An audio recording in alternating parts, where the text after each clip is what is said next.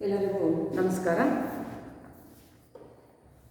ಅಧ್ಯಾಯ 8 ಪರಿಸರ ಮತ್ತು ಸಮಾಜ. ಈ ಒಂದು ಅಧ್ಯಾಯಕ್ಕೆ ಸಂಬಂಧಪಟ್ಟಂತಹ ಅಂಶಗಳನ್ನು ಈ ದಿನ ನಾವು ಅಧ್ಯಯನ ಮಾಡೋಣ. ಪರಿಸರ ಮತ್ತು ಸಮಾಜ ಅಂತಕ್ಕಂತಹದ್ದು ಪರಸ್ಪರ ಪೂರಕ ಮತ್ತು ಒಂದಕ್ಕೊಂದು ಸಂಬಂಧಿಸಿರ್ತಕ್ಕಂತಹ ಭಾಗಗಳಾಗಿದೆ. ಯಾಕೆಂದರೆ ಸಮಾಜ ಮತ್ತು ಪರಿಸರ ಪರಸ್ಪರ ಪೂರಕವಾಗಿರ್ತಕ್ಕಂತಹ ಅಂಶಗಳು ಕೂಡ ಆಗಿರ್ತಕ್ಕಂಥದ್ದು. ಇಲ್ಲಿ ಸರಳವಾಗಿ ನಮ್ಮ ಸುತ್ತಮುತ್ತಲಿನ ಬಾಹ್ಯ ಜಗತ್ತನ್ನು ನಾವು ಪರಿಸರ ಅಂತ ಹೇಳಿ ಕರಿತೀವಿ. ನಮ್ಮ ಸುತ್ತಮುತ್ತಲಿನ ಬಾಹ್ಯ ಜಗತ್ತನ್ನು ನಾವು ಪರಿಸರ ಅಂತ ಹೇಳಿ ಕರಿತೀವಿ. ಈ ಪರಿಸರದಲ್ಲಿ ಏನೆಲ್ಲ ಇದೆ, ನಮ್ಮ ಸುತ್ತಮುತ್ತಲಿನ ವಾತಾವರಣದಲ್ಲಿ ಏನೆಲ್ಲ ಇದೆ ಅಂತಕ್ಕಂತಹದನ್ನು ತಿಳ್ಕೊಳ್ಳೋ ಪೂರ್ವದಲ್ಲಿ ಮಾನವ ಸಮಾಜ ಜೀವಿ. ಅವನು ವಾಸ ಮಾಡ್ತಾ ಇರ್ತಕ್ಕಂತಹದ್ದು ಸಮಾಜ. ಹಾಗೆಂದಾಗ ಅವನು ಸಮಾಜದಲ್ಲಿ ವಾಸಿಸುತ್ತಿದ್ದಾನೆ ಎಂದ ಸಂದರ್ಭದಲ್ಲಿ ಮಾನವರೊಂದಿಗೆ ಅಥವಾ ತನ್ನಂತೆ ಇರ್ತಕ್ಕಂತಹ ವ್ಯಕ್ತಿಗಳೊಂದಿಗೆ ಬದುಕುವಾಗ ಅವನಿಗೆ ಸುತ್ತಮುತ್ತಲಿನ ಜಗತ್ತು ಅಷ್ಟೇ ಮುಖ್ಯವಾಗುತ್ತದೆ, ಸುತ್ತಮುತ್ತಲಿನ ವಾತಾವರಣ ಅಷ್ಟೇ ಮುಖ್ಯವಾಗುತ್ತದೆ. ಯಾಕೆಂದರೆ ಮಾನವನ ಬದುಕು, ಮಾನವನ ಜೀವನ ಮತ್ತು ಅವನು ವಾಸ ಮಾಡ್ತಕ್ಕಂತಹ ಸುತ್ತಮುತ್ತಲಿನ ಪರಿಸರ ಅಂತಕ್ಕಂಥದ್ದು ಅಷ್ಟೇ ಪ್ರಮುಖವಾಗಿರ್ತಕ್ಕಂತಹದ್ದು. ಜೊತೆಗೆ ಮಾನವ ಈ ಪರಿಸರದ ಚೌಕಟ್ಟಿನ ಆಚೆ ಅವನು ಬದುಕೋದಕ್ಕೆ ಸಾಧ್ಯ ಇಲ್ಲ. ಯಾಕೆ ಅಂತ ಹೇಳಿದ್ರೆ ಇಲ್ಲಿರ್ತಕ್ಕಂತಹ ಭೂಮಿ, ಗಿಡ, ಮರ, ಬೆಟ್ಟ, ಗುಡ್ಡ, ನದಿ, ಸಮುದ್ರ, ಸಾಗರ ಈ ಎಲ್ಲವೂ ಕೂಡ ನಮಗಿಲ್ಲಿ ಪರಿಸರದ ಒಂದು ಭಾಗಗಳಾಗಿರ್ತಕ್ಕಂಥವುಗಳು. ಇವಿಲ್ಲದೆ ಮಾನವ ತನ್ನ ಬದುಕನ್ನು ರೂಪಿಸ್ಕೊಳ್ಳೋದಕ್ಕೆ ಸಾಧ್ಯನೇ ಇಲ್ಲ. ಹಾಗಾಗಿ ಮಾನವ ಸಮಾಜ ಮತ್ತು ಪರಿಸರ ಪರಸ್ಪರ ಪೂರಕವಾದಂತಹವುಗಳು ಮತ್ತು ಒಂದಕ್ಕೊಂದು ಅವುಗಳ ಪ್ರಭಾವ ಅಂತಕ್ಕಂತಹದ್ದು ಇಲ್ಲಿ ಇದೆ. ಜೊತೆಗೆ ಈ ಪರಿಸರ ಅಂತಕ್ಕಂತಹದ್ದು ಮಾನವನ ಬದುಕಿಗೆ ಸಹಜವಾಗಿ ಪೂರಕವಾಗಿದೆ, ಅಂದರೆ ಸಹಾಯಕವಾಗಿರ್ತಕ್ಕಂತಹದ್ದನ್ನು ಕೂಡ ನಾವಿಲ್ಲಿ ನೋಡ್ತೀವಿ. ಯಾಕೆಂದರೆ ಮಾನವ ತನ್ನ ಅಗತ್ಯಗಳನ್ನು ಈಡೇರಿಸಿಕೊಳ್ಳುವಂತಹ ಸಂದರ್ಭದಲ್ಲಿ ಅವನು ತನ್ನ ಸುತ್ತಮುತ್ತಲಿನ ಪರಿಸರವನ್ನೇ ಅವಲಂಬಿಸಿರ್ತಾನೆ. ಆ ಪರಿಸರದ ನೆರವಿಲ್ಲದೆ ಅವನ ಒಂದು ಇಂಚು ಬದುಕು ಕೂಡ ಇಲ್ಲಿ ಸಾಧ್ಯವಾಗೋದಕ್ಕೆ ಅವಕಾಶವೇ ಇಲ್ಲ. ಹಾಗಾಗಿ ಅವನು ರೂಪಿಸಿಕೊಂಡಂತಹ ಸಮಾಜ ಮತ್ತು ತನ್ನ ಸುತ್ತಮುತ್ತ ಇರತಕ್ಕಂಥ ಪರಿಸರ ಇವೆರಡೂ ಒಂದು ನಾಣ್ಯದ ಎರಡು ಮುಖಗಳಂತೆ ನಮಗೆ ಭಾಸವಾಗುತ್ತವೆ ಅಥವಾ ಗೋಚರ ಆಗುತ್ತವೆ. ಹೀಗಾಗಿ ಇಲ್ಲಿ ಸಮಾಜ ಜೀವಿಯಾದ ಮಾನವನಿಗೆ ತನ್ನ ಸುತ್ತಮುತ್ತಲಿನ ಪರಿಸರದ ಒಂದು ಅವಶ್ಯಕತೆ ಇರ್ತಕ್ಕಂತಹದ್ದು ಬಹಳವಾಗಿ ಇರ್ತಕ್ಕಂತಹದ್ದನ್ನು ನೋಡ್ತೀವಿ. ಹಾಗೆ ಮಾನವ ತನ್ನ ಬುದ್ಧಿಶಕ್ತಿ ಬೆಳೀತಾ ಬಂದಂತೆ, ಯಾಕೆಂದರೆ ಅವನು ಆರಂಭದಲ್ಲಿ ಸಮಾಜ ಅಂತಕ್ಕಂತಹ ವ್ಯವಸ್ಥೆಯನ್ನು ರೂಪಿಸಿಕೊಳ್ಳುವಾಗ ಒಂದು ನಿಸರ್ಗ ಸಹಜವಾದಂತಹ ಪ್ರಾಕೃತಿಕವಾಗಿರ್ತಕ್ಕಂತಹ ವಾತಾವರಣದಲ್ಲಿಯೇ ತನ್ನ ಬದುಕನ್ನು ಅವನು ಆರಂಭ ಮಾಡಿದ. ಯಾವಾಗ ಅವನು ಒಂದು ವ್ಯವಸ್ಥಿತವಾದಂತಹ ಸಮಾಜವನ್ನು ರೂಪಿಸ್ಕೊಳ್ತಾ ಬಂದ, ಆ ಸಂದರ್ಭದಲ್ಲಿ ತನ್ನ ಸುತ್ತಮುತ್ತಲಿನ ಪರಿಸರವನ್ನು ತನಗೆ ಅನುಕೂಲವಾಗ್ತಕ್ಕಂತಹ ರೀತಿಯಲ್ಲಿ ಅದನ್ನು ಬಳಕೆ ಮಾಡಿಕೊಳ್ತಾ ಹೋಗ್ತಾನೆ. ಅಂದರೆ ಜೀವ ಸಂಕುಲಕ್ಕೆ ಅಗತ್ಯ ಇರತಕ್ಕಂತಹ ಒಂದು ವಾತಾವರಣವನ್ನು ಇಲ್ಲಿ ನಿರ್ಮಿಸಿಕೊಳ್ತಾ ಹೋಗ್ತಾನೆ. ಮತ್ತು ತನ್ನ ಬುದ್ಧಿಶಕ್ತಿ ವಿಶಾಲವಾಗ್ತಾ ಹೋದಂತೆ, ಬೆಳೀತಾ ಹೋದಂತೆ ಅವನು ಆ ಪ್ರಕೃತಿಯನ್ನು ತನ್ನ ಅನುಕೂಲಕ್ಕೆ ಬಳಕೆ ಮಾಡಿಕೊಳ್ತಾ ಹೋಗ್ತಕ್ಕಂತಹದ್ದನ್ನು ನಾವಿಲ್ಲಿ ಗಮನಿಸ್ತಾ ಹೋಗ್ತೀವಿ. ಹೀಗಾಗಿ ಪ್ರತಿಯೊಂದು ಜೀವ ಸಂಕುಲ ತನ್ನ ಸುತ್ತಮುತ್ತಲಿನ ವಾತಾವರಣಕ್ಕೆ ಅನುಗುಣವಾಗಿಯೇ ಹೊಂದಿಸಿಕೊಂಡು ರೂಪಿತವಾಗುತ್ತಾ ಹೋಗುತ್ತದೆ. ಇಂತಹ ಒಂದು ಅಧ್ಯಯನವನ್ನು ಜೀವ ಪರಿಸರ ವ್ಯವಸ್ಥೆ, ಇಕೋಸಿಸ್ಟಮ್ ಅಂತ ಕೂಡ ಕರೀತಾರೆ. ಅಂದರೆ ಒಂದು ಜೀವ ಮತ್ತು ಪರಿಸರ ಈ ಎರಡರ ಒಂದು ಒಟ್ಟು ವ್ಯವಸ್ಥೆ ಅಂತಕ್ಕಂಥದ್ದು ಇಲ್ಲಿ ನಮಗೆ ಮುಖ್ಯವಾಗುತ್ತಾ ಹೋಗುತ್ತದೆ. ಹಾಗಾಗಿ ಜೀವ ಪರಿಸರ ವ್ಯವಸ್ಥೆ, ಇಕೋಸಿಸ್ಟಮ್ ಅಂತಕ್ಕಂತಹ ಒಂದು ವ್ಯವಸ್ಥೆಯನ್ನು ನಾವಿಲ್ಲಿ ನೋಡ್ತಾ ಹೋಗ್ತೀವಿ. ಹಾಗಾದರೆ ಮನುಷ್ಯನ ಬದುಕಿಗೆ ಅವನ ಸುತ್ತಮುತ್ತಲಿನ ವಾತಾವರಣ ಪರಿಸರ ಅಂತಕ್ಕಂಥದ್ದು ಅತ್ಯಗತ್ಯ. ಆ ಪರಿಸರ ಏನೆಲ್ಲವನ್ನು ಒಳಗೊಂಡಿದೆ, ಗಾಳಿ, ಬೆಳಕು, ಬೆಟ್ಟ, ಗುಡ್ಡ, ಕಲ್ಲು, ಮಣ್ಣು, ಗಿಡ ಮರ, ಕ್ರಿಮಿಕೀಟ, ಪ್ರಾಣಿ, ಪಕ್ಷಿ, ನೆಲ, ಜಲ ಇವೆಲ್ಲವುಗಳನ್ನು ಒಳಗೊಂಡಿದೆ. ನೋಡಿ, ಇವೆಲ್ಲವುಗಳು ಮಾನವನ ಬದುಕಿಗೆ ಅಗತ್ಯವಾಗಿರ್ತಕ್ಕಂಥದ್ದು. ನಾವು ನಿಲ್ತಕ್ಕಂಥದ್ದು ಯಾವುದರ ಮೇಲೆ? ನೆಲದ ಮೇಲೆ. ನಮ್ಮ ಬದುಕಿಗೆ ಅಗತ್ಯವಾಗಿರ್ತಕ್ಕಂಥದ್ದು, ಉಸಿರಾಟಕ್ಕೆ ಅಗತ್ಯ ಆಗಿರ್ತಕ್ಕಂಥದ್ದು ಆಮ್ಲಜನಕ, ಗಾಳಿ, ಕುಡಿಯೋದಕ್ಕೆ ನೀರು ಬೇಕು, ಜಲ. ಹೀಗೆ ಮತ್ತು ಭೂಮಿಯಲ್ಲಿ ಬೆಳೆಯನ್ನು ಬೆಳೀತಕ್ಕಂಥದ್ದು, ಅದಕ್ಕೆ ನದಿ ನೀರು, ಕೆರೆ ನೀರು ಇವೆಲ್ಲವುಗಳ ಬಳಕೆ ಮಾಡ್ತಕ್ಕಂಥದ್ದು. ಹೀಗೆ ಒಂದಕ್ಕೊಂದು ಅವಲಂಬಿತವಾಗಿರ್ತಕ್ಕಂತಹ ಅಂಶಗಳ ರೂಪದಲ್ಲಿ ನಮ್ಮ ಸುತ್ತಮುತ್ತಲಿನ ವಾತಾವರಣ ಅಂದರೆ ಪರಿಸರ ಅಂತಕ್ಕಂಥದ್ದು ನಮಗೆ ಗೋಚರವಾಗುತ್ತೆ. ಆ ಪರಿಸರದ ಜೊತೆಗೆ ನಮ್ಮ ಸಮಾಜ ಜೀವನದ ನಂಟು ಇದೆ. ಆ ಪರಿಸರವನ್ನು ಮಾನವ ತನ್ನ ಬುದ್ಧಿಶಕ್ತಿಗೆ ಅನುಗುಣವಾಗಿ ರೂಪಿಸಿಕೊಳ್ಳುತ್ತಾ ಹೋಗುತ್ತಾನೆ. ಅವನಲ್ಲಿ ಯಾವಾಗ ಬುದ್ಧಿಶಕ್ತಿಯ ವಿಕಾಸ ಆಗ್ತಾ ಬಂತೋ ಅಲ್ಲಿ ಆ ಒಂದು ಪರಿಸರವನ್ನು ತನ್ನ ಅನುಕೂಲಕ್ಕೆ ಅವನು ಮಾರ್ಪಾಟು ಮಾಡ್ಕೊಳ್ತಾ ಹೋಗ್ತಾನೆ. ಯಾಕೆಂದರೆ ನಾವು ಆರಂಭದ ಸಂದರ್ಭದಲ್ಲಿ ನೋಡ್ತೀವಿ, ಮಾನವ ಅಲೆಮಾರಿಯಾಗಿದ್ದ, ಅವನು ಪ್ರಾಣಿಗಳ ಹಸಿ ಮಾಂಸವನ್ನು ತಿಂತಾ ಇದ್ದ, ಬೇಟೆ ಆಡ್ತಾ ಇದ್ದ. ಆಹಾರವನ್ನು ಬೇಯಿಸುವ ಕಲೆ ಕೂಡ ಅವನಿಗೆ ಗೊತ್ತಿರಲಿಲ್ಲ. ಯಾವಾಗ ಅವನಿಗೆ ಆಹಾರ ಬೇಯಿಸುವ ಕಲೆ ಗೊತ್ತಾಯಿತು, ಬೆಂಕಿಯ ಬಳಕೆ ಗೊತ್ತಾಯಿತು, ವ್ಯವಸಾಯದ ಕಲೆ ಗೊತ್ತಾಗ್ತಾ ಬಂತು, ಆಗ ಅವನು ಒಂದು ಕಡೆ ಶಾಶ್ವತವಾಗಿ ನೆಲೆಸ್ತಾನೆ. ಹಾಗೆ ಶಾಶ್ವತವಾಗಿ ನೆಲೆಸೋದಕ್ಕೆ ಬಹಳ ಪ್ರಮುಖವಾಗಿ ಕಾರಣವಾಗಿದ್ದು ಅವನು ಆಹಾರ ಧಾನ್ಯಗಳನ್ನು ಬೆಳೀತಕ್ಕಂತಹ ಒಂದು ರೀತಿ. ಹೀಗೆ ನೋಡಿ, ಇರ್ತಕ್ಕಂಥ ಭೂಮಿ, ಮೊದಲು ಭೂಮಿ ಇತ್ತು, ನಂತರ ಅವನು ತನ್ನ ತಿಳುವಳಿಕೆಯ ಮೇರೆಗೆ ಆ ಭೂಮಿಯಲ್ಲಿ ಆ ಒಂದು ಬೆಳೆಯನ್ನು ಬೆಳೀತಕ್ಕಂತಹ, ದವಸ ಧಾನ್ಯಗಳನ್ನು ಬೆಳೀತಕ್ಕಂತಹ ಒಂದು ಚಟುವಟಿಕೆಗೆ ಬದ್ಧನಾಗ್ತಾ ಬಂದ. ಹೀಗಾಗಿ ತನ್ನ ಸುತ್ತಮುತ್ತಲಿನ ಪರಿಸರ, ಹಾಗೆ ಒಂದು ನದಿಗೆ ಅಣೆಕಟ್ಟನ್ನು ಕಟ್ತಾನೆ, ಆ ನೀರನ್ನು ಬಳಕೆ ಮಾಡ್ತಕ್ಕಂಥದ್ದು. ಈ ಥರದ ಎಲ್ಲ ಸಂದರ್ಭಗಳಲ್ಲೂ ಅವನು ತನ್ನ ಬುದ್ಧಿಶಕ್ತಿಯ ವಿಕಾಸವಾಗುತ್ತಾ ಹೋದಂತೆ ಅದರ ಬಳಕೆಯನ್ನು ಮಾಡ್ಕೊಳ್ತಾನೆ. ಅಥವಾ ಬೋರ್ಗರಿತಕ್ಕಂತಹ ನೀರು, ಅದರಿಂದ ಮುಂದೆ ಅವನು ವಿದ್ಯುತ್ ಶಕ್ತಿಯನ್ನು ಕಂಡುಹಿಡಿತಾನೆ. ಹೀಗೆ ಒಂದೊಂದೇ ಹಂತವಾದ ಬೆಳವಣಿಗೆಗಳಲ್ಲಿ ಅವನು ತನಗೆ ಲಭ್ಯ ಇರತಕ್ಕಂತಹ ಪರಿಸರದ ಒಂದು ಬಳಕೆಯನ್ನು ಮಾಡ್ಕೊಳ್ತಾ ಹೋಗ್ತಾನೆ. ಭೂಮಿಯನ್ನು ಹಸನು ಮಾಡ್ತಾನೆ, ಬೆಳೆಗಳನ್ನು ಬೆಳೀತಾನೆ, ಅಥವಾ ಗಿಡ ಮರಗಳನ್ನು ನೆಡ್ತಾನೆ. ಆ ಮರಗಳು ಅವನ ಮುಂದೆ ಮಳೆಯನ್ನು ತರುತ್ತವೆ, ಅಥವಾ ಆ ಮರಗಳಿಂದ ಅವನು ಬೇರೆ ಬೇರೆ ಪೀಠೋಪಕರಣಗಳನ್ನು ಮಾಡ್ಕೊತಾ ಹೋಗ್ತಾನೆ. ಹೀಗೆ ಒಂದು ಪ್ರತಿಯೊಂದು ವಸ್ತುವನ್ನು ಬಳಕೆಯನ್ನು ಅವನು ತನ್ನಲ್ಲಿ ಅಳವಡಿಸ್ಕೊಳ್ತಾ ಹೋಗ್ತಕ್ಕಂಥದ್ದು, ಅಂದರೆ ತನ್ನ ಅನುಕೂಲಕ್ಕೆ ರೂಪಿಸ್ಕೊಳ್ತಾ ಹೋಗ್ತಕ್ಕಂತಹ ಈ ಒಂದು ವ್ಯವಸ್ಥೆಯೇ ಇಲ್ಲಿ ಜೀವ ಪರಿಸರ ವ್ಯವಸ್ಥೆ. ನಮ್ಮ ಬದುಕಿಗೆ ನಮ್ಮ ಸುತ್ತಮುತ್ತಲಿನ ಪರಿಸರವನ್ನು ರೂಪಿಸ್ಕೊಳ್ತಾ ಹೋಗ್ತಕ್ಕಂಥದ್ದು, ಸಹಜವಾದಂತಹ ಹೊಂದಾಣಿಕೆಯನ್ನು ಮಾಡ್ಕೊಳ್ತಾ ಹೋಗ್ತಕ್ಕಂತಹದ್ದು ಜೀವ ಪರಿಸರ ವ್ಯವಸ್ಥೆ ಆಗುತ್ತೆ. ಇದನ್ನ ಟಾನ್ಸೆಲ್ಲಿಯವರು ಮೊಟ್ಟ ಮೊದಲ ಬಾರಿಗೆ ಈ ಒಂದು ಪರಿಕಲ್ಪನೆಯನ್ನು ಬಳಕೆ ಮಾಡ್ತಾರೆ. ಅಂದಿನಿಂದ ಬಹುಶಃ ನಾವು ಸಮಾಜ ಮತ್ತು ಪರಿಸರ ಒಂದು ನಾಣ್ಯದ ಎರಡು ಮುಖಗಳಿದ್ದಂತೆ ಇಲ್ಲಿ ರೂಪಿತವಾಗಿವೆ ಎನ್ನುವ ಅಂಶವನ್ನು ನಾವು ಇಲ್ಲಿ ಗಮನಿಸ್ತೀವಿ. ಹಾಗಾದರೆ ಇಂತಹ ಪರಿಸರ ಅಂತಕ್ಕಂತಹ ಒಂದು ಪದ ಟಾನ್ಸೆಲ್ಲಿ ಪರಿಸರ ವ್ಯವಸ್ಥೆ, ಜೀವ ಪರಿಸರ ವ್ಯವಸ್ಥೆ ಅಂತಕ್ಕಂಥ ಒಂದು ಟಾನ್ಸೆಲ್ಲಿ ಅಂತಕ್ಕಂತಹ ವ್ಯಕ್ತಿ ಬಳಸ್ತಕ್ಕಂಥ. ಸೊ ಮುಂದೆ ಪರಿಸರ ಎನ್ನುವ ಪದವನ್ನು ನಾವು ಇಂಗ್ಲೀಷಲ್ಲಿ ಎನ್ವಿರಾನ್ಮೆಂಟ್ ಅಂತ ಹೇಳಿ ಕರಿತೀವಿ. ಈ ಎನ್ವಿರಾನ್ಮೆಂಟ್ ಎನ್ನುವ ಪದವು ಫ್ರೆಂಚ್ ಭಾಷೆಯ ಎನ್ವಿರಾನ್ ಎನ್ನುವ ಪದದಿಂದ ಬಂದಿದೆ. ಎನ್ವಿರಾನ್ಮೆಂಟ್ ಎನ್ನುವ ಫ್ರೆಂಚ್ ಮೂಲದ ಪದ ಎನ್ವಿರಾನ್ ಅಂತಕ್ಕಂತಹ ಪದದ ಮೂಲಕ ಬಂದಿರತಕ್ಕಂತಹದ್ದು. ನೋಡಿ, ಮತ್ತೊಮ್ಮೆ ಗಮನಿಸಿ, ಎನ್ವಿರಾನ್ಮೆಂಟ್ ಅಂತಕ್ಕಂತಹ ಪದ ಇಂಗ್ಲಿಷಲ್ಲಿ ಇರ್ತಕ್ಕಂಥದ್ದು, ಅದಕ್ಕೆ ಕನ್ನಡದಲ್ಲಿ ನಾವು ಪರಿಸರ ಅಂತ ಹೇಳಿ ಅನುವಾದ ಮಾಡ್ತೀವಿ. ಆ ಎನ್ವಿರಾನ್ಮೆಂಟ್ ಎನ್ನುವ ಪದವು ಫ್ರೆಂಚ್ ಭಾಷೆಯ ಎನ್ವಿರಾನ್ ಅಂತಕ್ಕಂತಹ ಪದದಿಂದ ಬಂದಿದೆ. ಎನ್ವಿರಾನ್ ಅಂತ ಹೇಳಿದ್ರೆ ಸರೌಂಡ್, ಸುತ್ತಮುತ್ತ, ನಮ್ಮ ಆಸ್ಪಾಸ್ನಲ್ಲಿರ್ತಕ್ಕಂತಹ ಒಂದು ವ್ಯವಸ್ಥೆಯನ್ನು ನಾವಿಲ್ಲಿ ಪರಿಸರ ಅಂಥೇಳಿ ಕರಿತೀವಿ.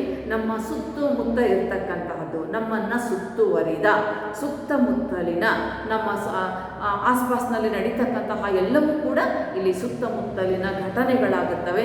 ಇವುಗಳನ್ನು ಒಳಗೊಂಡಿರ್ತಕ್ಕಂತಹದ್ದು ಪರಿಸರ ಆಗುತ್ತೆ. ನಮ್ಮ ಸುತ್ತಮುತ್ತ ನಡೀತಕ್ಕಂತಹ ಘಟನೆಗಳು, ಸಂಭವಿಸ್ತಕ್ಕಂತಹ ಸಂದರ್ಭಗಳು, ಸಹಜವಾಗಿ ಕಂಡುಬರ್ತಕ್ಕಂತಹ ಸಂದರ್ಭಗಳು, ಇವೆಲ್ಲವುಗಳು ಕೂಡ ನಾವು ಪರಿಸರ, ಸರೌಂಡೆಡ್, ನಮ್ಮನ್ನು ಸುತ್ತುವರೆದಿರ್ತಕ್ಕಂತಹದ್ದು ಎನ್ನುವ ಅರ್ಥದಲ್ಲಿ ಹೇಳ್ತೀವಿ. ಎನ್ವಿರಾನ್ಮೆಂಟ್ ಎನ್ನುವ ಪದವು ಫ್ರೆಂಚ್ ಭಾಷೆಯ ಎನ್ವಿರಾನ್ ಎನ್ನುವ ಪದದಿಂದ ಬಂದಿದ್ದು.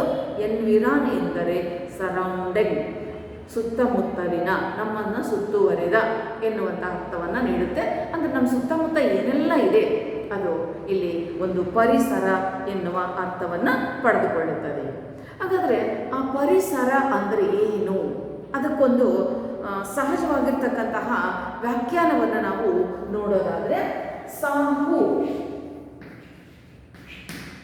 ಸಾಹು ಎನ್ನುವ ಒಬ್ಬ ಚಿಂತಕ ಏನು ಹೇಳ್ತಾನೆ ಪರಿಸರವನ್ನು ಕುರಿತು? ವಾಯು ಅಂದರೆ ಗಾಳಿ, ಜಲ, ಭೂಮಿ, ಅರಣ್ಯ, ವನ್ಯಜೀವಿಗಳು, ಮನುಷ್ಯ, ಸಮಾಜ, ಕೈಗಾರಿಕೆ ಇತ್ಯಾದಿಗಳನ್ನು ಒಳಗೊಂಡಿರ್ತಕ್ಕಂತಹ ಒಂದು ಸಮಗ್ರ ಕ್ರಿಯಾತ್ಮಕವಾಗಿರ್ತಕ್ಕಂತಹ ವ್ಯವಸ್ಥೆಯನ್ನು ಅವರು ಇಲ್ಲಿ ಪರಿಸರ ಅಂತ ಹೇಳಿ ಕರೀತಾರೆ.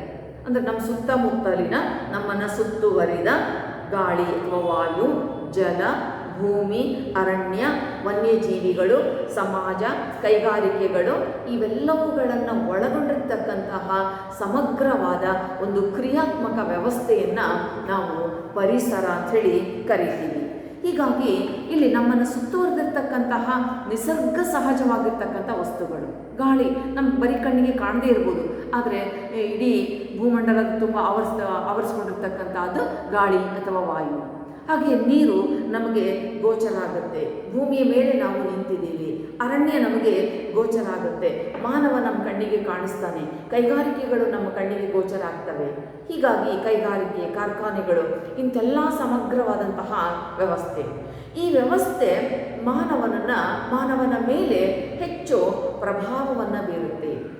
ಬಾಹ್ಯವಾಗಿ ಕೂಡ ಪ್ರಭಾವ ಬೀರುತ್ತೆ, ಆಂತರಿಕವಾಗಿ ಕೂಡ ಪ್ರಭಾವ ಬೀರ್ತಕ್ಕಂತಹದ್ದನ್ನು ನೋಡ್ತೀವಿ. ಯಾಕೆಂದರೆ ಈ ವ್ಯವಸ್ಥೆಗಳಿಲ್ಲದೆ ಮಾನವ ಬದುಕೋದಿಕ್ಕೆ ಸಾಧ್ಯ ಇಲ್ಲ. ಹಾಗಾಗಿ ಇದನ್ನು ಒಂದು ಸಮಗ್ರ ಕ್ರಿಯಾತ್ಮಕವಾದಂತಹ ವ್ಯವಸ್ಥೆ ಅಂತೇಳಿ ಹೇಳ್ತಕ್ಕಂತಹ ಉದ್ದೇಶ ಇಷ್ಟೇ. ಪರಿಸರ ಇಲ್ಲದೆ ಮಾನವನ ಬದುಕು ರೂಪಿತವಾಗಲು ಸಾಧ್ಯವಿಲ್ಲ. ಹಾಗಾಗಿ ಇಲ್ಲಿ ನಮಗೆ ಪರಿಸರ ಅಂತಕ್ಕಂಥದ್ದು ಅತ್ಯಂತ ಪ್ರಮುಖವಾದಂತಹ ಒಂದು ಸಂಗತಿ ಆಗುತ್ತೆ. ಆ ಒಂದು ಪರಿಸರವನ್ನು ಮುಂದೆ ತನ್ನ ಅನುಕೂಲಕ್ಕೆ ಮಾನವ ಬಳಕೆ ಮಾಡ್ಕೊಳ್ತಾ ಹೋಗ್ತಾನೆ ಮತ್ತು ಅದು it's A part and parcel of his life. ಅವನ ಜೀವನದ ಒಂದು ಬಹುಮುಖ್ಯವಾಗಿರ್ತಕ್ಕಂತಹ ಭಾಗವಾಗಿ ಆ ಪರಿಸರ ಅಂತಕ್ಕಂತಹದ್ದು ರೂಪಿತವಾಗಿರುವುದನ್ನು ನಾವಿಲ್ಲಿ ಅರ್ಥ ಮಾಡ್ಕೊಳ್ತೀವಿ. ಅಂತಹ ಪರಿಸರದ ಪ್ರಕಾರಗಳಲ್ಲಿ 3 ಭಾಗಗಳಿದ್ದಾವೆ. ಸೊ ಹೀಗೆ ನಾವು ನಮ್ಮ ಸುತ್ತಮುತ್ತಲಿನ, ನಮ್ಮ ಸುತ್ತುವರಿದ ವ್ಯವಸ್ಥೆಯನ್ನು ಪರಿಸರ ಅಂತ ಏನು ಕಾಣ್ತಾ ಇದ್ದೀವಿ, ಆ ಸುತ್ತಮುತ್ತಲಿನ ಭಾಗದ ವ್ಯವಸ್ಥೆಯಲ್ಲಿ ನಾವು 3 ಮುಖ್ಯವಾದಂತಹ ಪ್ರಕಾರಗಳನ್ನು ನೋಡ್ತೀವಿ. ಒಂದು ಭೌತಿಕ ಪರಿಸರ, ಜೈವಿಕ ಪರಿಸರ ಮತ್ತು ಸಾಮಾಜಿಕವಾಗಿರ್ತಕ್ಕಂತಹ ಪರಿಸರ. ಆ ಪರಿಸರ ಎನ್ನುವ ವ್ಯವಸ್ಥೆಯಲ್ಲಿಯೇ ನಾವು 3 ಭಾಗಗಳನ್ನು ಆಯ್ಕೆ ಮಾಡ್ತೀವಿ. ಆ 3 ಭಾಗಗಳು ಇಂಟರ್ರಿಲೇಟೆಡ್, ಒಂದಕ್ಕೊಂದು ಪೂರಕವಾಗಿರ್ತಕ್ಕಂಥವು, ಒಂದಕ್ಕೊಂದು ಸಂಬಂಧಿಸಿರ್ತಕ್ಕಂಥವುಗಳು ಮತ್ತು ಮಾನವನಿಗೆ ಅವುಗಳ ಅವಶ್ಯಕತೆ ಇರ್ತಕ್ಕಂಥದ್ದು ಇಲ್ಲಿ ಇದೆ. ಯಾಕೆಂದರೆ ಮಾನವನ ಬದುಕು ಕೇವಲ ಬದುಕಷ್ಟೇ ಅಲ್ಲ, ಅವನ ಬದುಕು ಪ್ರಗತಿದಾಯಕವಾಗಿರಬೇಕು, ಅಭಿವೃದ್ಧಿಯಿಂದ ಕೂಡಿರಬೇಕು, ಅಭಿವೃದ್ಧಿ ಆಗಬೇಕು. ಹಾಗಾದರೆ ಇಂಥೆಲ್ಲ ಸಂದರ್ಭದಲ್ಲಿ ಅವನು ತನ್ನ ಅಭಿವೃದ್ಧಿಗೋಸ್ಕರ ಈ ಥರದ ವಿಭಿನ್ನವಾಗಿರ್ತಕ್ಕಂತಹ ಪರಿಸರದ ಪ್ರಕಾರಗಳನ್ನು ಅವನಲ್ಲಿ ರೂಪಿಸ್ಕೊಳ್ತಾನೆ. ಯಾಕೆಂದರೆ ಮಾನವನ ಹುಟ್ಟು, ಬೆಳವಣಿಗೆ ಇವೆಲ್ಲವೂ ಕೂಡ ಈ 3 ಅಂಶಗಳ ಚೌಕಟ್ಟಿನಲ್ಲಿಯೇ ಇರ್ತಕ್ಕಂಥದ್ದು. ಹಾಗೆಯೇ ನಮ್ಮ ಜೀವನದ ಮೇಲೆ ನಮ್ಮ ಸುತ್ತಮುತ್ತಲಿನ ಪರಿಸರದ ಪ್ರಭಾವ ಕೂಡ ಬಹಳ ಹೇರಳವಾಗಿರುತ್ತದೆ. ಹಾಗಾಗಿ ಈ 3 ಪರಿಸರದ ಪ್ರಕಾರಗಳು ಮಾನವನ ಜೀವನದೊಂದಿಗೆ ನೇರವಾದಂತಹ ಒಂದು ಸಂಬಂಧವನ್ನು ಹೊಂದಿರುವಂತಹದ್ದನ್ನು ನಾವಿಲ್ಲಿ ಮುಖ್ಯವಾಗಿ ಗಮನಿಸ್ತೇವೆ. ಹಾಗಾದರೆ ಆ ಥರದ ಒಂದು ಪ್ರಕಾರಗಳಲ್ಲಿ ನಾವು ಗಮನಿಸೋದಾದರೆ ಭೌತಿಕ ಪರಿಸರ, physical environment, biological environment and social environment. Physical environment, biological environment and social environment ಅಂತಕ್ಕಂಥ. ಇದರಲ್ಲಿ ಮೊದಲನೇದು ಭೌತಿಕ ಪರಿಸರ. ಮಾನವನ ಒಂದು ಬದುಕು, ಮಾನವನ ಒಂದು ಜೀವನದ ಆರಂಭಿಕ ಸಂದರ್ಭವನ್ನು ನಾವು ತೆಗೆದುಕೊಂಡಾಗ ಇಲ್ಲಿ ಭೌತಿಕ ಪರಿಸರವನ್ನು ಏನು ಮಾನವ ಅವಲಂಬಿಸಿದ್ದಾನೆ, ಆ ಭೌತಿಕ ಪರಿಸರ ಏನೆಲ್ಲವನ್ನು ಒಳಗೊಂಡಿದೆ. ಮುಖ್ಯವಾಗಿ ಪ್ರಕೃತಿ ದತ್ತವಾದಂತಹ, ಪ್ರಕೃತಿ ಸಹಜವಾಗಿರ್ತಕ್ಕಂತಹ ನ್ಯಾಚುರಲ್ ಫ್ಯಾಕ್ಟರ್ಸ್ ಅಂತ ಏನು ಕರಿತೀವಿ, ಆ ಅಂಶಗಳು ಇಲ್ಲಿ ಇರುವಂತಹದ್ದು. ಅಂದರೆ ನಾವು ವಾಸಿಸ್ತಕ್ಕಂತಹ ಭೂಮಿ, ನೆಲ, ಜಲ, ಬೆಟ್ಟ, ಗುಡ್ಡ, ಅರಣ್ಯ ಅಥವಾ ಕಾಡು, ಗ್ರಹ, ನಕ್ಷತ್ರಗಳು, ಸರೋವರಗಳು, ಖನಿಜ ಸಂಪನ್ಮೂಲಗಳು ಇವೆಲ್ಲವುಗಳನ್ನು ಒಳಗೊಂಡಿರ್ತಕ್ಕಂಥದ್ದು ಭೌಗೋಳಿಕ ಪರಿಸರ. ಇದನ್ನು ನಾವು ನೈಸರ್ಗಿಕ ಪರಿಸರ ಅಂತ ಕೂಡ ಕರೀಬಹುದು. ಅಂದರೆ ನಿಸರ್ಗದತ್ತವಾದಂತಹ, ನಿಸರ್ಗ ಸಹಜವಾಗಿರ್ತಕ್ಕಂತಹ ಒಂದು ವ್ಯವಸ್ಥೆ. ಯಾಕೆಂದರೆ ಇಲ್ಲಿ ಭೂಮಿ ನಿರ್ಮಿತವಾಗಿದೆ, ಗಾಳಿ ಇದೆ, ನೀರಿದೆ, ಬೆಟ್ಟ ಗುಡ್ಡಗಳಿದ್ದಾವೆ. ಇವೆಲ್ಲವುಗಳಿಂದ ಆವೃತವಾಗಿರ್ತಕ್ಕಂತಹದ್ದು ಭೌತಿಕ ಅಥವಾ ಭೌಗೋಳಿಕ ಪರಿಸರ ಎನ್ನುವ ಅಂಶ. ಈ ಭೌಗೋಳಿಕ ಅಂಶಗಳು ಮಾನವ ನಿರ್ಮಿತ ಅಲ್ಲದೆ ಹೋದರೂ ಕೂಡ ಇದರಲ್ಲಿ ಕೆಲವೊಂದು ಅಂಶಗಳು ಮಾನವನ ನಿಯಂತ್ರಣಕ್ಕೆ ಒಳಪಡುತ್ತವೆ. ನೋಡಿ, ಭೌಗೋಳಿಕ ಅಂಶಗಳು ಪ್ರಕೃತಿ ದತ್ತವಾಗಿ ನಿರ್ಮಿತವಾಗಿವೆ, ಮಾನವ ನಿರ್ಮಿತ ಆಗಿಲ್ಲದೇ ಇರ್ಬೋದು ಅನೇಕವುಗಳು. ಆದರೆ ಅವುಗಳಲ್ಲಿ ಕೆಲವುಗಳ ಮೇಲೆ ಮಾನವ ತನ್ನ ಹತೋಟಿಯನ್ನು, ತನ್ನ ನಿಯಂತ್ರಣವನ್ನು ಹೊಂದುತ್ತಾನೆ. ಅವುಗಳ ಚಲನೆಯ ಬಗ್ಗೆ, ಅವುಗಳ ಒಂದು ಘಟನಾವಳಿಗಳ ಬಗ್ಗೆ ಮಾನವ ಉತ್ಸುಕನಾಗ್ತಾನೆ. ಅವುಗಳನ್ನು ತನ್ನ ಹತೋಟಿಗೆ ತೆಗೆದುಕೊಳ್ಳುವಂತಹ ಒಂದು ಪ್ರಯತ್ನವನ್ನು ಮಾಡ್ತಾನೆ. ಇಂತಹ ಭೌಗೋಳಿಕ ಪರಿಸರದಲ್ಲಿ ಪುನಃ ನಾವು 3 ಭಾಗಗಳನ್ನು ನೋಡ್ತೇವೆ. ಒಂದು ಶಿಲಾಗೋಳ, ಜಲಗೋಳ ಮತ್ತು ವಾಯುಗೋಳ ಅಂತಕ್ಕಂತಹ 3 ಅಂಶಗಳು. ಭೌಗೋಳಿಕ ಪರಿಸರದಲ್ಲಿ ಪುನಃ 3 ಭಾಗಗಳಿದ್ದಾವೆ. ಒಂದು ಶಿಲಾಗೋಳ, ಜಲಗೋಳ ಮತ್ತು ವಾಯುಗೋಳ. ಕಲ್ಲು, ನೀರು ಮತ್ತು ಗಾಳಿ ಇವುಗಳನ್ನು ಒಳಗೊಂಡಂತಹ ಒಂದು ಅಂಶ. ಹಾಗಾದರೆ ಇಲ್ಲಿ ಇವೆಲ್ಲವುಗಳು ಕೂಡ ನಮ್ಮ ಮೇಲೆ ಪ್ರಭಾವವನ್ನು ಬೀರುತ್ತವೆ. ನೋಡಿ, ಇಲ್ಲಿರ್ತಕ್ಕಂತಹ ಕಲ್ಲು, ಕಲ್ಲಿನ ರಚನೆ, ಶಿಲೆ ಇವುಗಳು, ಹಾಗೆಯೇ ಗಾಳಿಗೆ ಸಂಬಂಧಪಟ್ಟಂತಹ ಅಂಶಗಳು ಅಥವಾ ನೀರಿಗೆ ಸಂಬಂಧಪಟ್ಟಂತಹ ಅಂಶಗಳು ಇವೆಲ್ಲವೂ ಕೂಡ ನಮ್ಮ ಮೇಲೆ ಪ್ರಭಾವವನ್ನು ಬೀರ್ತವೆ. ಹಾಗಾಗಿ ನಾವು ವಾಸ ಮಾಡ್ತಕ್ಕಂಥ ಸ್ಥಳ ಎನ್ನುವುದು ಅತ್ಯಂತ ಮಹತ್ವವಾದದ್ದು. ಆ ವಾಸಿಸ್ತಕ್ಕಂತಹ ಪರಿಸರ ಮಾನವನ ಮೇಲೆ ಯಥೇಚ್ಛವಾಗಿರ್ತಕ್ಕಂತಹ ಒಂದು ಪ್ರಭಾವವನ್ನು ಬೀರುತ್ತಾ ಹೋಗುತ್ತದೆ. ಹಾಗಾದರೆ ಸಹಜ ಪ್ರಕೃತಿದತ್ತವಾದಂತಹ ಅಂಶಗಳನ್ನು ಒಳಗೊಂಡಿರ್ತಕ್ಕಂತಹದ್ದು ಭೌಗೋಳಿಕ ಪರಿಸರ. ಇಲ್ಲಿ ಕೆಲವು ಸಾರಿ ಮಾನವ ತನ್ನ ಬುದ್ಧಿಶಕ್ತಿಯ ಮೂಲಕ ಆ ಭೌಗೋಳಿಕ ಪರಿಸರವನ್ನು ನಿಯಂತ್ರಣದಲ್ಲಿಟ್ಟುಕೊಳ್ಳೋ ಪ್ರಯತ್ನವನ್ನು ಮಾಡ್ತಾನೆ. ಉದಾಹರಣೆಗೆ, ಒಂದು ನದಿಗೆ ಅಣೆಕಟ್ಟನ್ನು ಕಟ್ತಾನೆ. ಇದು ಅವನ ಬುದ್ಧಿಶಕ್ತಿಯ ಮೇರೆಗೆ ಆ ಬೋರ್ಗರಿತಕ್ಕಂತಹ ನೀರಿಗೆ ತಡೆಯನ್ನು ಹಾಕ್ತಕ್ಕಂತಹದ್ದು ಅವನ ಬುದ್ಧಿಶಕ್ತಿ ಆಗುತ್ತೆ. ಈ ತರಹ ಕೆಲವು ಅಂಶಗಳ ಮೇಲೆ ತನ್ನ ಒಂದು ಹತೋಟಿಯನ್ನು ಹೊಂದುತ್ತಾನೆ. ಮತ್ತು ಎಲ್ಲವುಗಳ ಮೇಲೂ ಅಲ್ಲ, ಕೆಲವುಗಳ ಮೇಲೆ ಹೊಂದತಕ್ಕಂಥದ್ದು. ಇನ್ನು ಎರಡನೆಯದು ಜೈವಿಕ ಪರಿಸರ, ಬಯಾಲಜಿಕಲ್ ಎನ್ವಿರಾನ್ಮೆಂಟ್. ಸೊ ಇದು ಈ ಜೈವಿಕ ಪರಿಸರ ಅಂತಕ್ಕಂತಹದ್ದು ಮಾನವನಿಗೆ ಅವನ ಒಂದು ಜೀವಿಗಳು, ಜೀವನ ಇದಕ್ಕೆ ಸಂಬಂಧಪಟ್ಟಂತಹ ಅಂಶ.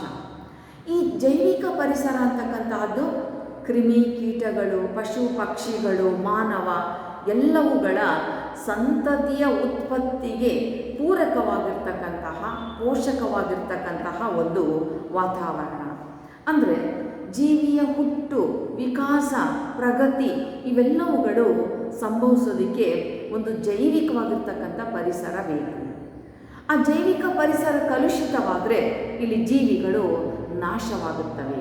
ಆದ್ದರಿಂದ ಮಾನವನ ಬದುಕಿಗೆ, ಕೇವಲ ಮಾನವನಷ್ಟೇ ಅಲ್ಲ, ಕ್ರಿಮಿ ಕೀಟ, ಪಶು ಪಕ್ಷಿ, ಪ್ರಾಣಿ ಈ ಎಲ್ಲ ಜೀವ ಸಂಕುಲಗಳಿಗೂ ಬದುಕೋದಕ್ಕೆ ಅಗತ್ಯ ಇರತಕ್ಕಂತಹ ವಾತಾವರಣವನ್ನು ನಾವು ಜೈವಿಕ ಪರಿಸರ ಅಂಥೇಳಿ ಕರಿತೀವಿ. ನೋಡಿ, ಮಾನವ ತಾನು ಬದುಕೋದಕ್ಕೆ, ತನ್ನ ಸಂತಾನೋತ್ಪತ್ತಿಗೆ ಒಂದು ಕುಟುಂಬ, ಮನೆ ಅಂತಕ್ಕಂಥ ವ್ಯವಸ್ಥೆಯನ್ನು ರೂಪಿಸ್ಕೊಳ್ತಾನೆ. ಅಥವಾ ಕೆಲವು ಪಕ್ಷಿಗಳು ಗೂಡನ್ನು ಕಟ್ತವೆ, ಅಥವಾ ದೊಡ್ಡ ದೊಡ್ಡ ಪ್ರಾಣಿಗಳು ಗುಹೆಗಳನ್ನು ಅರಸ್ಕೊಂಡು ಹೋಗ್ತವೆ.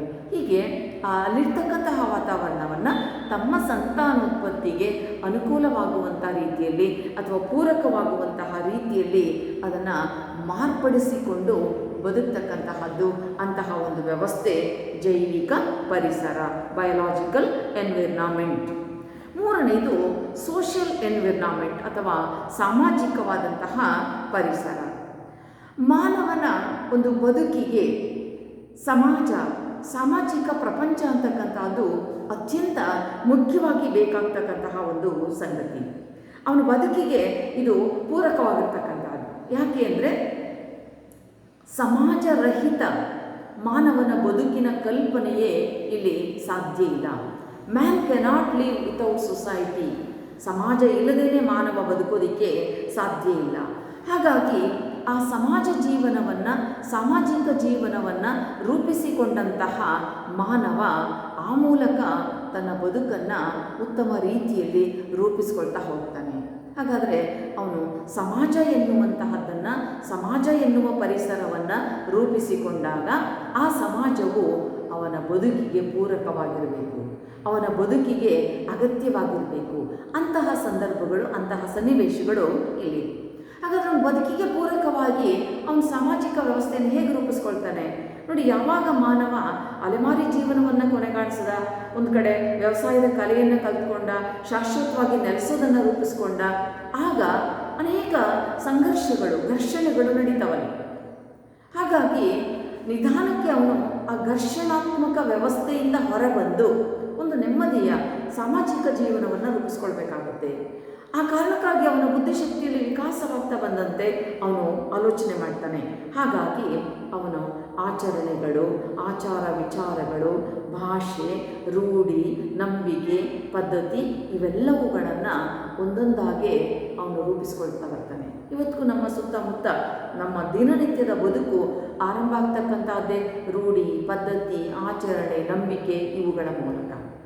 ಹಾಗಾದರೆ ಇವೆಲ್ಲವೂ ಮಾನವನ ಬದುಕಿಗೆ ಒಂದು ಶಿಸ್ತನ್ನು ಕೊಡೋದಕ್ಕೆ ಸಾಧ್ಯ ಆಗಿರ್ತಕ್ಕಂಥದ್ದು. ಒಂದು ಡಿಸಿಪ್ಲಿನ್ ಏನಾದರೂ ಇದೆ ಅಂತ ಹೇಳಿದ್ರೆ ಅದಕ್ಕೆ ಮುಖ್ಯ ಕಾರಣ ಅವನು ರೂಪಿಸ್ಕೊಂಡಿರ್ತಕ್ಕಂತಹ ಆಚರಣೆಗಳು, ನಂಬಿಕೆಗಳು, ರೂಢಿ ಪದ್ಧತಿಗಳು, ಪರಂಪರೆಗಳು ಇವುಗಳ ಮೂಲಕ ಸಾಧ್ಯ ಆಗಿದೆ. ಬಹುಶಃ ಆ ಆಚರಣೆಗಳು, ಕ್ರಮಗಳು ಇಲ್ಲದೆ ಹೋಗಿದ್ರೆ ನಮ್ಮ ಜೀವನಕ್ಕೊಂದು ಶಿಸ್ತೇ ಇರೋದಕ್ಕೆ ಸಾಧ್ಯ ಇರ್ತಾರೆ. ನೋಡಿ, ಪ್ರಾಣಿಗಳು ಸಹಜವಾದಂಥ ಪರಿಸರದಲ್ಲಿ ಬದುಕ್ತಾ ಇದ್ದಾವೆ. ಆದರೆ ಮಾನವ ಸಾಮಾಜಿಕ ಪರಿಸರದಲ್ಲಿ ಬದುಕುವಾಗ, ಅವನು ತನ್ನಂತೆ ಇರತಕ್ಕಂಥ ವ್ಯಕ್ತಿಗಳ ಒಡನಾಟದಲ್ಲಿ ಬದುಕುವಾಗ ಅನೇಕ ರೂಢಿ, ಪದ್ಧತಿ, ನಂಬಿಕೆ, ಆಚರಣೆಗಳು, ಸಂಪ್ರದಾಯಗಳು, ಮೌಲ್ಯಗಳು ಈ ಎಲ್ಲವುಗಳನ್ನು ಅವನು ಇಲ್ಲಿ ಅಳವಡಿಸ್ಕೊಳ್ತಾ ಹೋಗಿದ್ದಾನೆ. ಅವುಗಳನ್ನು ತನ್ನ ಬದುಕಿಗೆ ಸಮೀಪವಾಗಿಸ್ಕೊಳ್ತಾ ಹೋಗ್ತಾನೆ. ಹಾಗೆ ಅವನ ಬುದ್ಧಿ ಬೆಳೀತಾ ಹೋದಂತೆ ಸಾಹಿತ್ಯ, ಕಲೆ, ನಂಬಿಕೆಗಳು, ವಿಚಾರಗಳು, ವಿಜ್ಞಾನ ಇವೆಲ್ಲವೂ ಕೂಡ ಇಲ್ಲಿ ರೂಪಿತವಾಗ್ತವೆ. ಹಾಗೆ ಇವುಗಳ ಸಹಾಯದಿಂದ ಮಾನವ ತನ್ನ ಶಿಶುವಿನ ಪಾಲನೆ, ಪೋಷಣೆಯನ್ನು ಮಾಡ್ತಾ ಹೋಗ್ತಕ್ಕಂಥದ್ದು ಸಾಧ್ಯ ಆಗಿದೆ. ನೋಡಿ, ಒಂದು ಪ್ರಾಣಿ ಸಹಜವಾಗಿ ಬೆಳೆಯುತ್ತೆ, ಅದಕ್ಕೇನು ಹೆಚ್ಚುವರಿ ಶ್ರಮ ಬೇಕಾಗಿಲ್ಲ. ಆದರೆ ಮಾನವ ಶಿಶುವಿಗೆ ಒಂದು ನಿರಂತರವಾದಂತಹ ಆರೈಕೆ ಬೇಕಾಗುತ್ತೆ. ಒಂದು ಮಗು ಬೆಳೀತಾ ಹೋದಂತೆ ಅದಕ್ಕೆ ಭಾಷೆ, ರೂಢಿ, ಆಚರಣೆ, ಪದ್ಧತಿ ಇವೆಲ್ಲವುಗಳನ್ನು ಕಲಿಸ್ಕೊಡ್ತಾ ಹೋಗಬೇಕಾಗುತ್ತೆ. ಹಾಗಾದರೆ ಈ ಎಲ್ಲವುಗಳ ಕಲಿಸಿಕೊಳ್ಳುವಿಕೆಗೆ ನೆರವಾಗ್ತಕ್ಕಂಥದ್ದು ನಮ್ಮ ಆಚರಣೆಗಳು, ನಮ್ಮ ರೂಢಿಗಳು, ನಮ್ಮ ಪದ್ಧತಿಗಳು, ನಮ್ಮ ಪರಂಪರೆಗಳು. ಹಾಗೆಯೇ ಅವುಗಳ ಸಹಾಯದಿಂದ ಮುಂದೆ ಮಾನವ ಅವೆಲ್ಲವುಗಳನ್ನು ಅಳವಡಿಸ್ಕೊಳ್ತಾ ಹೋಗ್ತಾನೆ. ಉತ್ತಮ ಸಮಾಜ ಜೀವಿಯಾಗಿ ರೂಪುಗೊಳ್ತಾ ಹೋಗ್ತಾನೆ. ಹಾಗೆ ರೂಪುಗೊಳ್ಳೋದಷ್ಟೇ ಅಲ್ಲ, ಪರೋಕ್ಷವಾಗಿ ತನ್ನ ರಾಷ್ಟ್ರದ ಅಭಿವೃದ್ಧಿಗೆ ಅವನು ಕಾರಣವಾಗ್ತಾನೂ ಕೂಡ ಹೌದು. ಇದಕ್ಕೆಲ್ಲ ಸಾಧ್ಯ ಆಗ್ತಕ್ಕಂಥದ್ದು ಸಾಮಾಜಿಕ ಪರಿಸರ. ಯಾಕೆಂದರೆ ನಾವು ಯಾವ ವಾತಾವರಣದಲ್ಲಿ ಬೆಳೀತಾ ಇದ್ದೀವಿ, ನಾವು ಏನೆಲ್ಲ ನಂಬಿಕೆಗಳನ್ನು, ಆಚರಣೆಗಳನ್ನು ಹೊಂದಿದ್ದೀವಿ, ಯಾವ ವಿಚಾರಗಳನ್ನು ಬೆಳೆಸ್ಕೊಂಡಿದ್ದೀವಿ, ಇದು ಬಹಳ ಮುಖ್ಯವಾಗುತ್ತದೆ. ಮತ್ತು ಇವತ್ತಿನ ಆಧುನಿಕ ಸಮಾಜದಲ್ಲಿ ಮಾನವನ ಒಂದು ಸಾಮಾಜಿಕವಾಗಿರ್ತಕ್ಕಂಥ ಪರಿಸರ ಅತ್ಯಂತ ಮುಖ್ಯ. ಒಬ್ಬ ವ್ಯಕ್ತಿಯ ಒಂದು ವ್ಯಕ್ತಿತ್ವ ರೂಪುಗೊಳ್ಳುವಂತಹ ಸಂದರ್ಭದಲ್ಲಿ, ಅವನಿಗೊಂದು ಪರ್ಸನಾಲಿಟಿ ಅಂತಕ್ಕಂಥದ್ದು ಡೆವಲಪ್ ಆಗುವಂಥ ಸಂದರ್ಭದಲ್ಲಿ ಅವನ ಸುತ್ತಮುತ್ತ ಇರತಕ್ಕಂತಹ ವಾತಾವರಣ ಬಹಳ ಮುಖ್ಯ. ನಮ್ಮ ಸುತ್ತಮುತ್ತಲಿನ ವಾತಾವರಣ ಕಲುಷಿತವಾಗಿದ್ದರೆ ಅದು ನಮ್ಮ ಆರೋಗ್ಯದ ಮೇಲೂ ದುಷ್ಪರಿಣಾಮ ಉಂಟು ಮಾಡುತ್ತದೆ ಮತ್ತು ಉತ್ತಮವಾದಂಥ ಹವ್ಯಾಸಗಳು, ನಡವಳಿಕೆಗಳು, ಪದ್ಧತಿಗಳು ಇವುಗಳ ಪರಿಚಯ ಆಗಲಿಲ್ಲ ಅಂದರೆ ನಾವು ಹೇಗೊಂದರಾಗಿ ರೂಪುಗೊಳ್ಳುವಂತಹ ಸಂಭವಗಳು ಹೆಚ್ಚು. ಬದಲಾಗಿ ಉತ್ತಮ ನಾಗರಿಕ ಪ್ರಜೆಯಾಗಿ ರೂಪುಗೊಳ್ಳಬೇಕು ಅಂತ ಹೇಳಿದ್ರೆ ಅವನು ಉತ್ತಮವಾದಂತಹ ಒಂದು ಸಾಮಾಜಿಕ ಪರಿಸರದ ಚೌಕಟ್ಟಿಗೆ ತನ್ನನ್ನು ರೂಪಿಸಿಕೊಂಡು ಅವನು ಬದುಕಬೇಕಾಗುತ್ತೆ. ಹೀಗಾಗಿ ಆ ಒಂದು 3 ಪರಿಸರದ ಪ್ರಕಾರಗಳಲ್ಲಿ ಭೌತಿಕ ಪರಿಸರ, ಜೈವಿಕ ಪರಿಸರ ಮತ್ತು ಸಾಮಾಜಿಕ ಪರಿಸರ ಎನ್ನುವಂತಹ 3 ಭಾಗಗಳನ್ನು ನಾವಿಲ್ಲಿ ನೋಡ್ತೀವಿ. ಈ ಎಲ್ಲವುಗಳಿಗೆ ಸಂಬಂಧಪಟ್ಟಂತೆ ಅಧ್ಯಯನ ಮಾಡ್ತಕ್ಕಂಥದ್ದು ಜೀವ ಪರಿಸರ ಶಾಸ್ತ್ರ, ಇಕಾಲಜಿ ಅಂತಕ್ಕಂತಹ ಒಂದು ಪದ. ಈ ಎಲ್ಲ ಮಾನವ ಮತ್ತು ಜೀವಿಗಳು ಇವರೆಲ್ಲರೂ ವಾಸ ಮಾಡ್ತಕ್ಕಂತಹ ವ್ಯವಸ್ಥೆಯ ಒಂದು ಅಧ್ಯಯನಕ್ಕೆ ಸಂಬಂಧಪಟ್ಟಂತಹದ್ದು ಇಕಾಲಜಿ ಎನ್ನುವಂತಹ ಒಂದು ಶಾಖೆ ಅಥವಾ ಜೀವ ಪರಿಸರ ವಿಜ್ಞಾನ ಅಂಥೇಳಿ ಕರಿತೀವಿ. ಈ ಇಕಾಲಜಿ ಅಂತಕ್ಕಂತಹ ಪದ ಗ್ರೀಕ್ ಭಾಷೆಯ ಇಕೋ ಅಂತಕ್ಕಂತಹ ಒಂದು ಪದದಿಂದ ಬಂದಿದೆ. ಇಕೋ ಎಂದರೆ ಹೌಸ್, ಮನೆ ಎಂದು ಅರ್ಥ. ಮನೆ ಅಂದರೆ ಇಲ್ಲಿ ಜೀವಿಗಳು ವಾಸ ಮಾಡ್ತಕ್ಕಂತಹ ಒಂದು ಸ್ಥಳ ಎಂದು ಅದರ ಅರ್ಥ ಆಗುತ್ತೆ. ಈ ಇಕಾಲಜಿ ಅಂತಕ್ಕಂತಹ ಪದವನ್ನು ಅರ್ನೆಸ್ಟ್ ಹೇಕಲ್ ಅಂತಕ್ಕಂತಹ ಒಬ್ಬ ವ್ಯಕ್ತಿ ಮೊದಲ ಬಾರಿಗೆ ಅವನು ಪರಿಚಯಿಸ್ತಾನೆ. Ecology, ECOLOGY. ಈ ಇಕೋ ಅಂತಕ್ಕಂತಹ ಪದ ಗ್ರೀಕ್ ಭಾಷೆಯ ಮೂಲದಿಂದ ಬಂದಿರತಕ್ಕಂಥದ್ದು. ಇಕೋ ಅಂತ ಹೇಳಿದ್ರೆ ಮನೆ. ಇಲ್ಲಿ ಮನೆ ಅಂತಕ್ಕಂಥದ್ದು, ಪರಿಸರ ಅಂತಕ್ಕಂಥದ್ದು, ಆ ಪರಿಸರಕ್ಕೆ ಸಂಬಂಧಪಟ್ಟಂತಹ ಒಂದು ವಿಜ್ಞಾನವೇ ಪರಿಸರ ವಿಜ್ಞಾನ ಎಂದು ಆಗಿದೆ. ಹಾಗಾದರೆ ಜೀವ ಪರಿಸರ ಶಾಸ್ತ್ರ, ಜೀವ ಪರಿಸರ ವಿಜ್ಞಾನ ಅಂತಕ್ಕಂತಹ ಪದವನ್ನು ಹೇಕಲ್ ಎನ್ನುವ ಚಿಂತಕ ಮೊದಲ ಬಾರಿಗೆ ಬಳಸ್ತಾನೆ. ಅದಕ್ಕೆ ಇಂಗ್ಲೀಷಲ್ಲಿ ನಾವು ಎಕಾಲಜಿ ಅಂತ ಹೇಳಿ ಕರಿತೀವಿ. ಈ ಎಕಾಲಜಿ ಅಂತಕ್ಕಂತಹ ಪದ ಗ್ರೀಕ್ ಭಾಷೆಯ ಎಕೋ ಅಂತಕ್ಕಂತಹ ಪದದಿಂದ ಬಂದಿದ್ದು. ಎಕೋ ಎಂದರೆ ಹೌಸ್, ಮನೆ ಎಂದು ಅರ್ಥ ಆಗುತ್ತೆ. ಅಂದರೆ ಒಂದು ಮನೆ, ಒಂದು ನಮ್ಮ ವಾತಾವರಣಕ್ಕೆ ಸಂಬಂಧಪಟ್ಟಂತಹ ವಿಚಾರಗಳನ್ನು ಇದು ಒಳಗೊಂಡಿದೆ. ಆದರೆ ಇಲ್ಲಿ ಪುನಃ ನಾವು ಮಾನವನಿಗೆ ಸಂಬಂಧಪಟ್ಟಂತಹ ಪರಿಸರ, ಸಸ್ಯಗಳಿಗೆ ಸಂಬಂಧಪಟ್ಟಂತಹ ಒಂದು ಪರಿಸರ, ಜೀವಿಗಳಿಗೆ ಸಂಬಂಧಪಟ್ಟಂತಹ ಪರಿಸರ, ಹೀಗೆ ಬೇರೆ ಬೇರೆ ರೂಪದಲ್ಲಿ ಇದರ ಒಂದು ಅಧ್ಯಯನವನ್ನು ಕೂಡ ಮಾಡ್ತಾ ಹೋಗ್ತೀವಿ. ಅಂದರೆ ಸೃಷ್ಟಿಯ ಎಲ್ಲ ಜೀವಿಗಳು ಮತ್ತು ಪರಿಸರದೊಂದಿಗಿನ ಸಂಬಂಧವನ್ನು ಕುರಿತು ಅಧ್ಯಯನ ಮಾಡ್ತಕ್ಕಂಥದ್ದು ಜೀವ ಪರಿಸರ ಶಾಸ್ತ್ರ. ಸೃಷ್ಟಿಯ ಎಲ್ಲ ಜೀವಿಗಳು ತಮ್ಮ ಸುತ್ತಮುತ್ತಲಿನ ಪರಿಸರದೊಂದಿಗಿನ ಹೇಗೆ ಸಂಬಂಧವನ್ನು ಹೊಂದಿವೆ, ಯಾವ ರೂಪದಲ್ಲಿ ಸಂಬಂಧವನ್ನು ಬೆಳೆಸ್ಕೊಂಡಿವೆ ಅಂತಕ್ಕಂತಹ ಒಂದು ಅಂಶವನ್ನು ಇದು ಸೂಚಿಸುತ್ತೆ. ಅಥವಾ ಇನ್ನೂ ಸರಳವಾಗಿ ಪರಿಸರ ಮತ್ತು ಜೀವಿಗಳ ನಡುವಿನ ಅಂತರ್ ಸಂಬಂಧದ ಅಧ್ಯಯನ. ಪರಿಸರ ಮತ್ತು ಜೀವಿಗಳ ನಡುವಿನ ಅಂತರ್ ಸಂಬಂಧದ ಒಂದು ಅಧ್ಯಯನವನ್ನು ನಾವು ಜೀವ ಪರಿಸರ ವಿಜ್ಞಾನ ಅಂಥೇಳಿ ಕರಿತೀವಿ.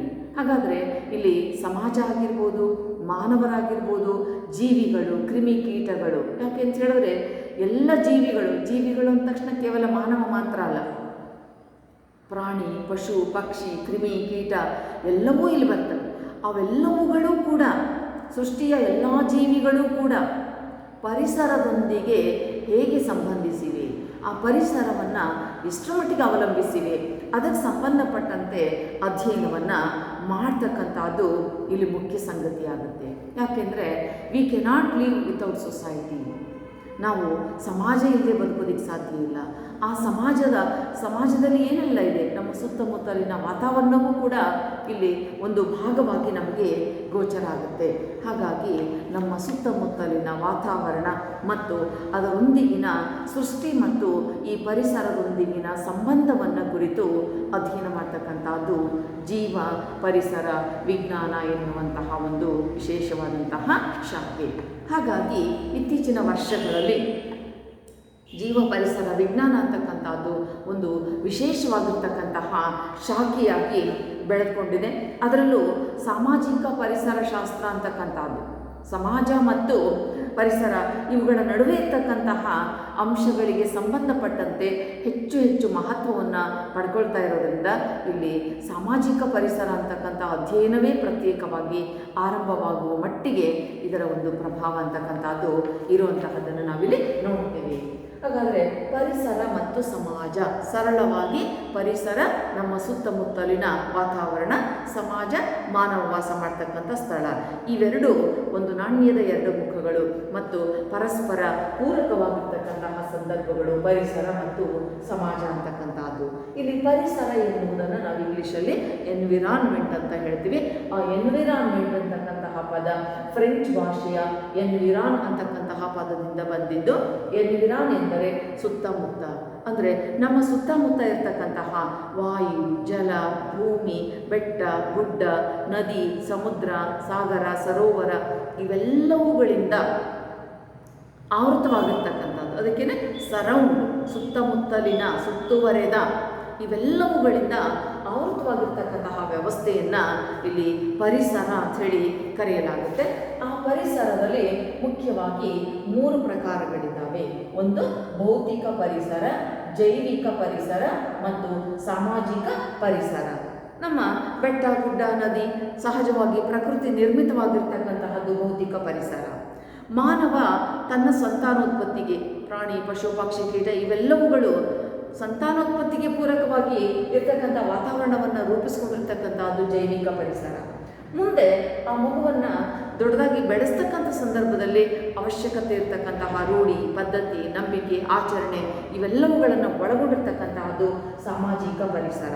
ಈ ಥರದ ಒಂದು 3 ಭಾಗಗಳನ್ನು ನಾವಿಲ್ಲಿ ಅಧ್ಯಯನ ಮಾಡ್ತೀವಿ. ಹಾಗೆಯೇ ಜೀವ ಪರಿಸರ ಶಾಸ್ತ್ರ ಅಂತಕ್ಕಂಥದ್ದು ಇವೆಲ್ಲವುಗಳ ಅಧ್ಯಯನಕ್ಕೆ ಸಂಬಂಧಪಟ್ಟಿರ್ತಕ್ಕಂಥದ್ದು. ಅದನ್ನು ಹೇಗಲ್ ಅಂತಕ್ಕಂತಹ ಒಬ್ಬ ವ್ಯಕ್ತಿ ಮೊದಲ ಬಾರಿಗೆ ಬಳಸ್ತಾನೆ. ಎಕಾಲಜಿ ಅಂತ ಹೇಳಿ ಕರೀತಾನೆ. ಎಕಾಲಜಿ ಅಂತ ಹೇಳಿದ್ರೆ ಕನ್ನಡದಲ್ಲಿ ಪರಿಸರ ವಿಜ್ಞಾನ ಅಥವಾ ಪರಿಸರ ಶಾಸ್ತ್ರ. ಅದನ್ನು ಇಂಗ್ಲೀಷಲ್ಲಿ ಎಕಾಲಜಿ ಅಂತ ಹೇಳಿ ಕರೀತಾರೆ. ಎಕಾಲಜಿ ಅಂತಕ್ಕಂತಹದ್ದು ಗ್ರೀಕ್ ಭಾಷೆಯ ಎಕೋ ಅಂತಕ್ಕಂತಹ ಪದದಿಂದ ಬಂದಿದ್ದು.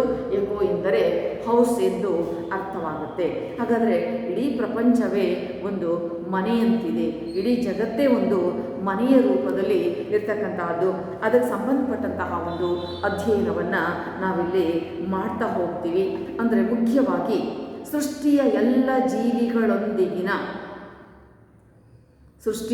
ಜೀವಿಗಳು ಮತ್ತು ಜೀವಿಗಳೊಂದಿಗಿನ ಪರಿಸರದ ಸಂಬಂಧವನ್ನು ಕುರಿತು ಅಧ್ಯಯನ ಮಾಡ್ತಕ್ಕಂತಹದ್ದು ಜೀವ ಪರಿಸರ ವಿಜ್ಞಾನ ಅಥವಾ ಎಕಾಲಜಿ ಅಂತಕ್ಕಂತಹ ಒಂದು ಅಂಶ ಆಗುತ್ತದೆ. ಇಷ್ಟು ವಿಷಯಗಳನ್ನು ನಾವು ಇಲ್ಲಿ 1 ಮತ್ತು 2 ಅಂಕಗಳ ವ್ಯಾಪ್ತಿಯಲ್ಲಿ ಪರಿಸರ ಮತ್ತು ಸಮಾಜಕ್ಕೆ ಸಂಬಂಧಪಟ್ಟಂತಹ ಆರಂಭಿಕ ಅಂಶಗಳನ್ನು ಅಧ್ಯಯನ ಮಾಡ್ತೀವಿ.